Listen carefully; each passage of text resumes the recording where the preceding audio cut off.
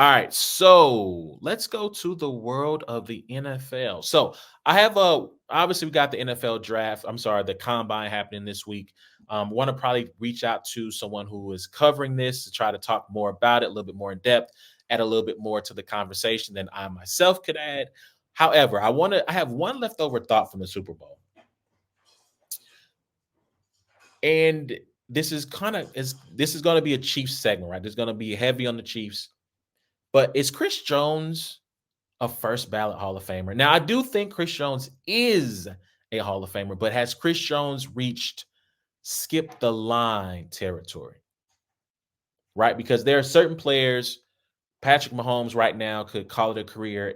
And 5 years later, he's first ballot, skip the line. Travis Kelce, first ballot, skip the line. Whenever Andy Reid hangs it up, first ballot, skip the line.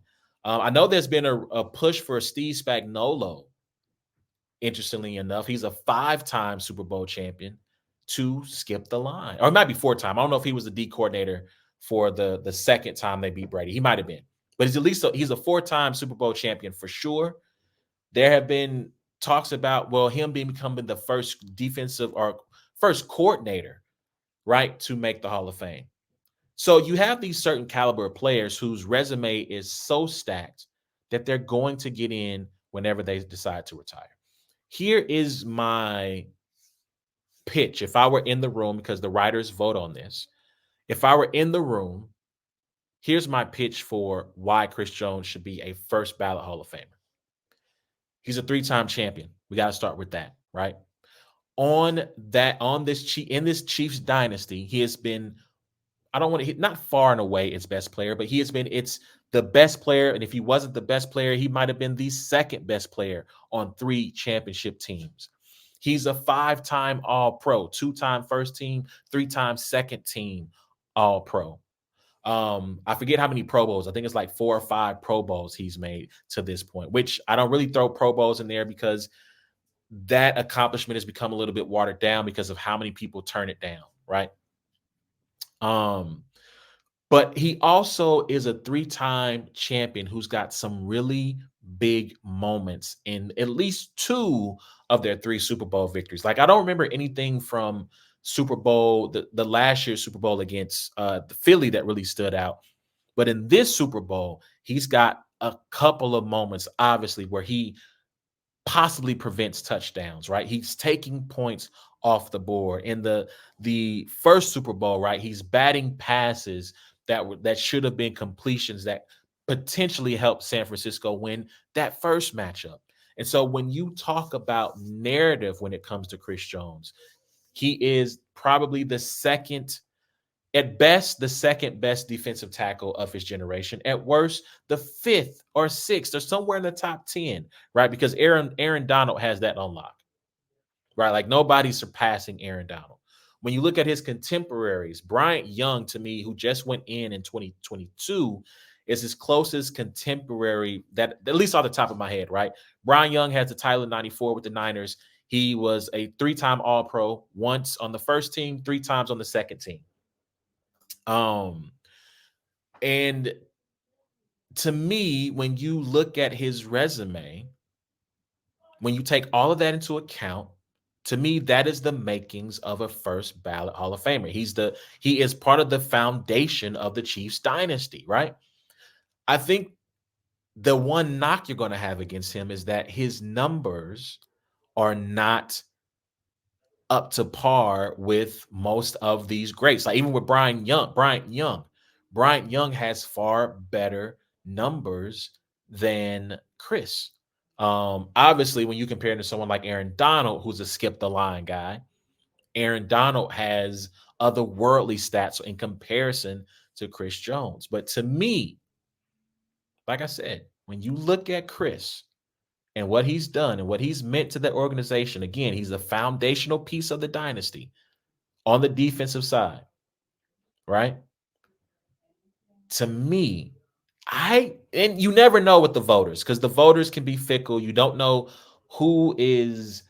what other skip the line guys might retire the same year Chris does, or other guys who are really close and gaining momentum towards getting into the Hall, how that all affects things. But to me, I think Chris has a pretty decent shot, especially if they three-peat, especially if he can rack up a couple of more first team all pros.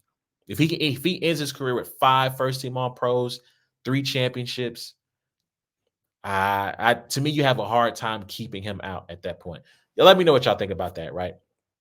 But continuing in the Chiefs kingdom, that leads me to free agency because we're now in a space where free agency, I believe, kicks off in, I think today's the first. In 10 days, free agency, I believe, kicks off. This is kind of like this legal tampering period where at the combine, people are going to be talking, having lots of people are going to be speaking with agents about deals. They're not supposed to, but they allow it. And so the Chiefs are in a place where they want to resign both L'Jarius Sneed, Chris Jones. I think those are at the top of their priority list from a resigning standpoint. They've already franchised L'Jarius Sneed, with the understanding that they'll try to work out a deal. If they can't work out a deal, they will trade him. Brett Veach has said getting Chris Jones, because they did not franchise tag him, coming to a deal fairly quickly before the free agent period opens up, because he will then be free to talk to anybody, is at the top of their list. And so that leads me to this interesting question. If you are Brett Veach and you are a Chiefs Kingdom fan, which one is more important to you? Is re-signing L'Jarius more important, or is re-signing Chris? Now, if you followed this show, you know I've been on the pay that man his money since last offseason. I think Chris Jones, once again, as I just stated, foundational piece of the franchise and of these championship winning teams. And to me, having a guy, it is great to have someone who can provide pressure on the edge, but it is even better when you have someone who can wreck the middle of an offensive line, because then it forces your quarterback towards those edge rushers because he can't stay in a pocket that is already collapsing from the inside. I like L'Jarius Sneed. In a perfect world, the Niners would go get L'Jarius Sneed. In a perfect world. However, if you go watch that Super Bowl, there are plays to be had on L'Jarius Sneed. He gets beat badly on what should have been possibly 2 touchdowns. But you know what happened? Chris Jones or George Karlaftis or someone else on that defensive line got pressure and didn't allow Brock Purdy to complete the pass.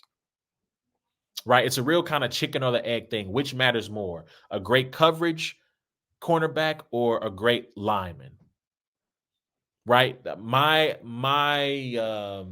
thoughts is that the lineman is the one that matters more, because if you can get that instant pressure, it allows, if your cornerback is any worth his salt in doing his job, you're going to affect the process of that particular play.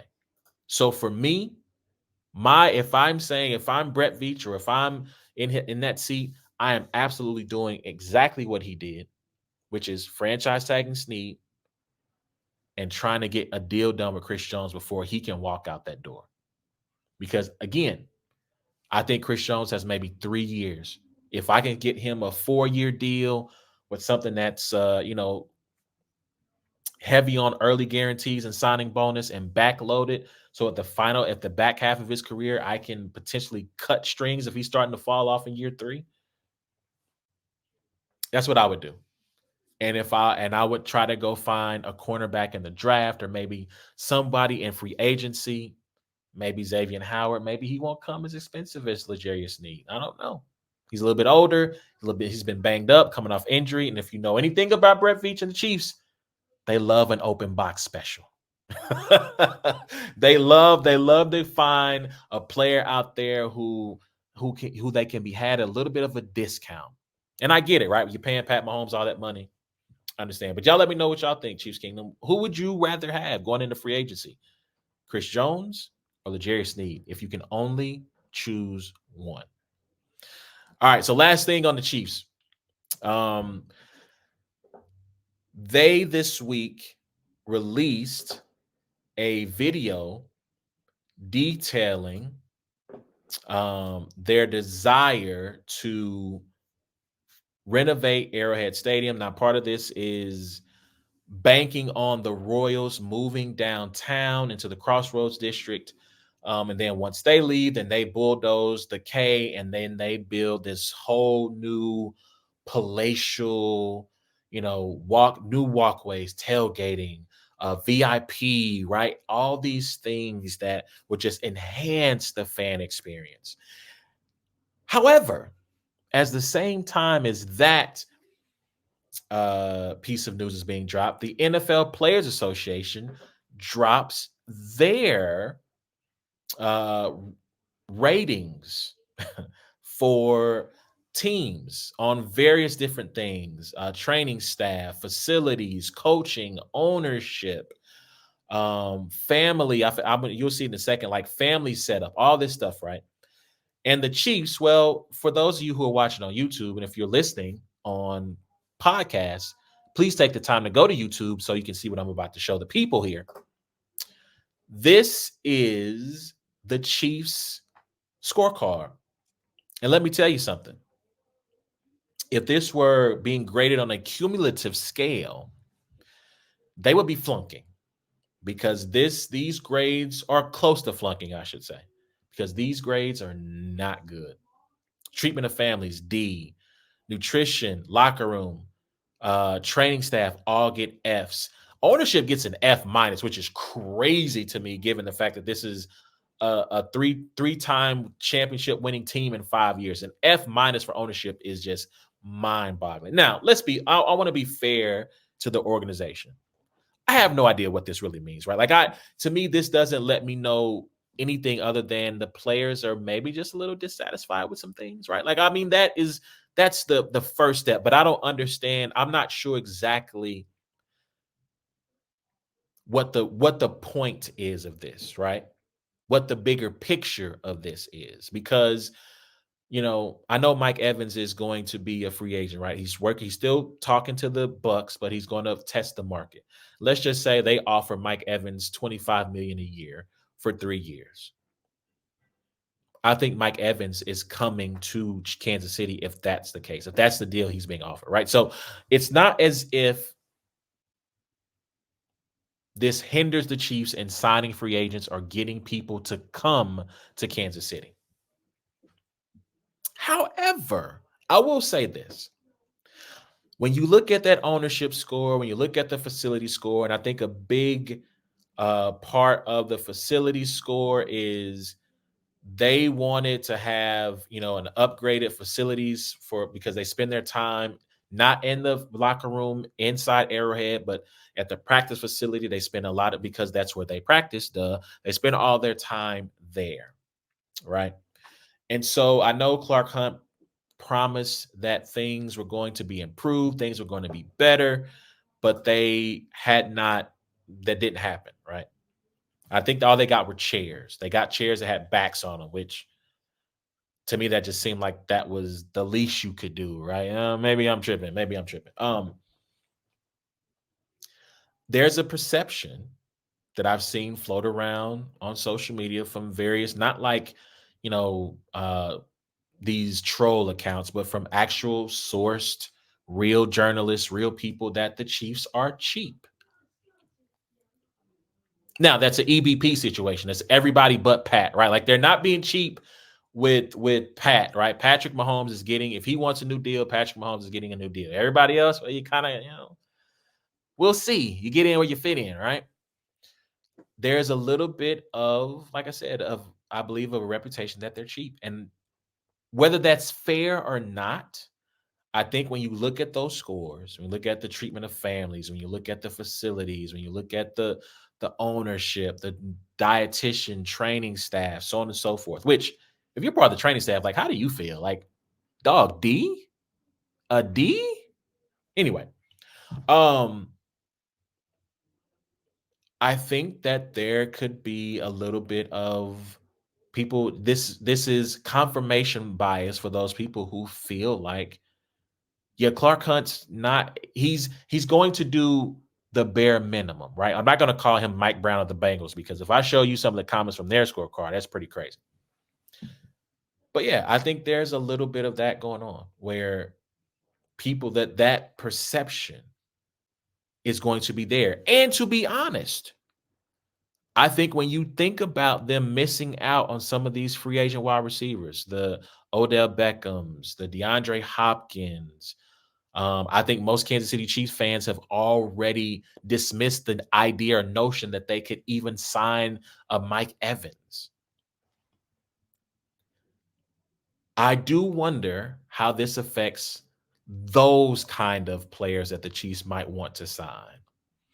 Not necessarily the MVSs of the world or the Donovan Smiths of the world, but again, that second tier star player that could really help shore up a position group that they just seem to keep striking out on. I do wonder how that scorecard might affect them and how they may feel about potentially coming to Kansas City. Now, I'm willing to be wrong about that, and I could be. You know, you get something right, you get something wrong. Just my thoughts. But y'all let me know what y'all think about that, man. Like, what do you think about the Chiefs score? Do you think that affects their ability to sign particular key free agents? Do you think it matters at all? And if so, how does it matter? Hit us up at Facebook, Instagram, or Twitter at Brains and Bars. Let me know what you think about that. All right, so that's pretty much the show today. I just want to do one last thing on our way out the door because we do talk battle rap from time to time, and I have done this in the past. I want to bring this back. YouTube drops of the week. And I'm a little bit late in doing this. So I got three of them things. Actually, I got four of them things because three of them things is symbolic for the fourth one that I'm going to post or talk about. So first up, YouTube drops of the week. We got from shout out to the good people in Michigan, Bar Wars Battle League. They had a battle that happened at the beginning of the year. It was Lady Caution versus Seabree, the lyricist that happened. Like I said, I believe it was in January. Really good battle. Little stumbles here and there between the two ladies. I got Seabree, the lyricist, though, taking this battle to one, second, and third. I believe second and third. I feel pretty confident in that. But like I said, check out Bar Wars, Seabree the lyricist versus Lady Caution. YouTube drop of the week. That's the first one. All right, second one. We go into iBattle. Shout out to iBattle. Always a good time at iBattle. They had a battle that Ward has been pushing me and bugging me to watch for at least a good 2 months or so. Homeschool versus Soul Khan. Dope back and forth. I actually finally got to watch this battle in its entirety last week. I thought Homeschool took the battle to one, second, and third. I thought it was the best Soul Khan. Now, granted, I'm not a battle rap historian. I haven't been in the culture forever and ever and a day. I don't have a battle rap lifespan. Shout out to Rex. But I have seen just about every Soul Khan battle since his return. I believe that the only one I have not seen was against QP on GTX. And to me, barring watching that performance, it's the best Soul Khan since his return. To me, I haven't seen every homeschool battle, but to me, this is a top three, if not the best homeschool battle I've seen this year. So go check out Homeschool versus Soul Khan on iBattle. Shout out to them. And then last but not least, or actually not last but not least, but for the three of them things, this battle dropped on urltv.tv. Shout out to the innovators, not the imitators, right? The worldwide leader in battle rap. They dropped on Pat Stay's birthday, RIP, long live Pat Stay. They dropped his final battle ever, Pat Stay versus Real Sick. A really good battle. I have not had a chance to go back and watch this battle, but I wanted, again, my initial goal of doing the show, I believe last week was Pat's birthday, was to highlight and shout out this battle. Because it's an important battle, right? He's one of the icons within the culture. His life was tragically taken in September of 2022. And so, like I said, man, go check out this battle. I've watched it. I watched it live. I watched it when it dropped on the URL TV app. It's been a while, so I can't tell you who I got winning, man, but go check out that battle. Commemorate a legend, salute a legend in his final performance. Shout out to URL and shout out to the team there, right? Because they didn't have to drop that on the app. Let's just be real.